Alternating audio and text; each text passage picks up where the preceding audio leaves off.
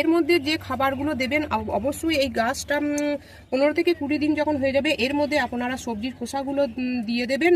দেখবেন এর মধ্যে একটু দিয়ে দেবেন সরিষার খোল 1 চামচ করে দেবেন। এটা অবশ্যই আপনারা 15 থেকে 20 দিন অন্তর দেবেন। যেহেতু আমার এখানে সমস্ত খাবার দেওয়া হয়ে গেলো, এখন 15 থেকে 20 দিন আমি এই খাবার কোনো দেবো না, শুধু জলটা দেবো। আর এটা যেখানে হালকা রোদ পায় সেই রকম জায়গায় রেখে দেবো। তারপর যখন গাছের গোড়ার মাটি শুকিয়ে যাবে তখন আমি এই জলটা দেবো। অবশ্যই আপনারা করবেন। আপনারা 1 সপ্তাহের মতন হালকা রোদে রাখবেন, তারপর এই টবটিকে ঠিক রোদের মধ্যে রেখে দেবেন। বন্ধুরা এইরকম ড্রেনেজ সিস্টেম যেন ঠিক থাকে। দেখুন আমি জল ঢালার সঙ্গে সঙ্গে কীরকম জলটা বেরিয়ে গেল।